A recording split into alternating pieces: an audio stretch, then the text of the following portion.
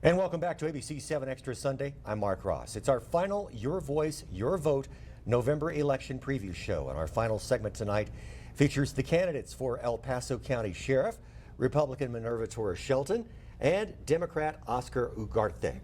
Mr. Ugarte, in your opinion, what are the top 3 crimes handled by the Sheriff's Office? And how would you address and handle those crimes?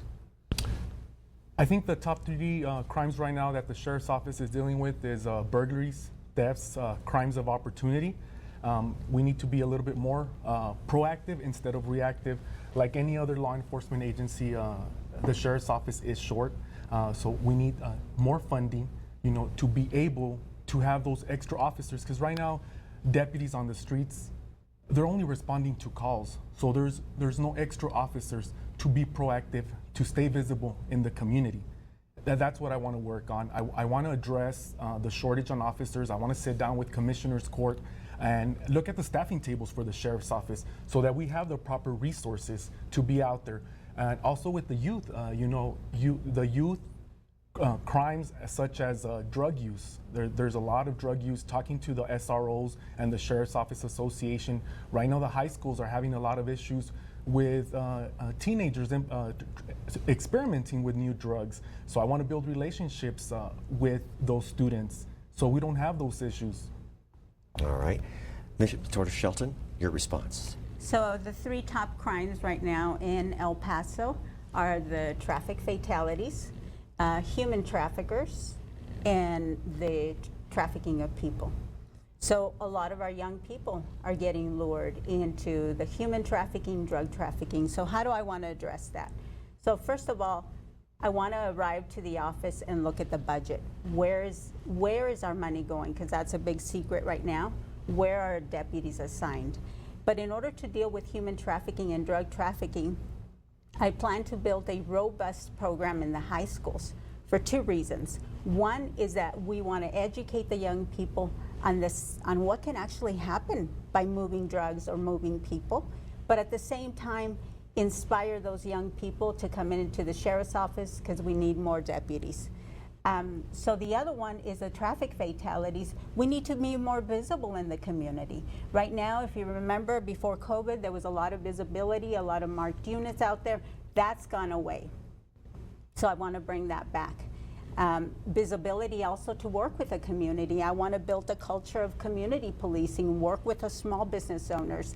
They're going to be our eyes and ears. So I want to do all those things, build stronger relationships with all the federal agencies out there, because it's not going to take just the Sheriff's Office to reduce the crime. It's going to take working together, become a force multiplier by working together. Now, Oscar, what needs to be done to improve policing in rural areas of El Paso County? You talked about being a shortage of deputies, but is there something else that can be done? The staffing tables, you see the growth in East El Paso County.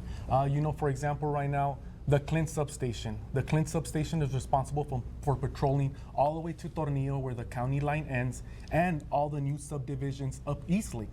And the staffing tables have not increased with all that growth that we had.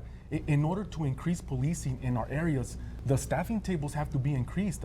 Public safety is very expensive, and if we can go out there and get state grants, federal grants, like the COPS grant, to try to increase it.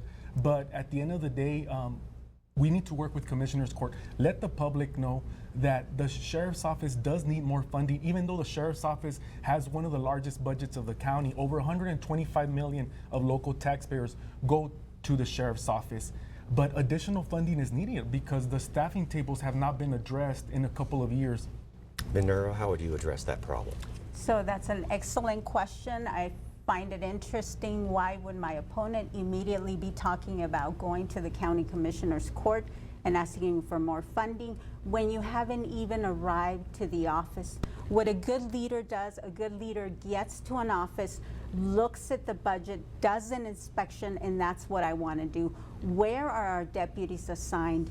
Are they assigned to somewhere where we can maybe move them somewhere else where it's more important, like the traffic fatalities? Because that's what I want to do. I want to reduce the traffic fatalities, be more visible out there. I'm going to work with the small business owners. Why?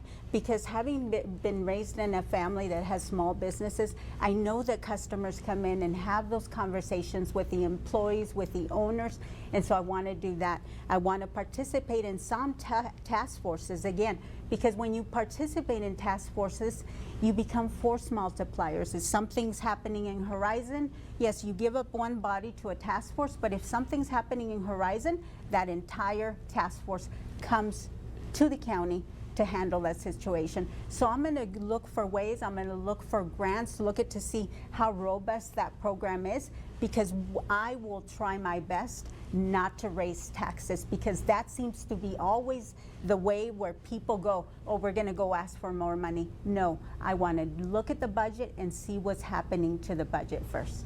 Okay, we have just a little bit of time left, and I've got a quick question for both of you here.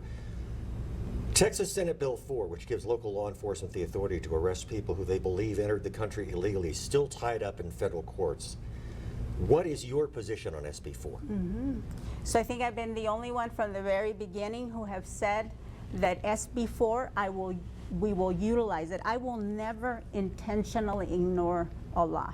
For example, my opponent right now is ignoring one of the laws that he was supposed to resign to run. I will never do that. So we will look at SB 4 and apply it during the commission of a crime, and it will be up to the deputy to decide. It's his discretion, his or her discretion, to use it. The other thing that I want to take advantage is the funding that comes with SB 4, because right now, anybody that is detained in our detention facilities, we the taxpayers are paying for that, and it's not fair. So I want to change that. Like I said, it's SB 4. We did a survey at the beginning talking to people, and people understand that during the commission of a crime, we can utilize it. We will never use it to profile. We will never use it to pull somebody over.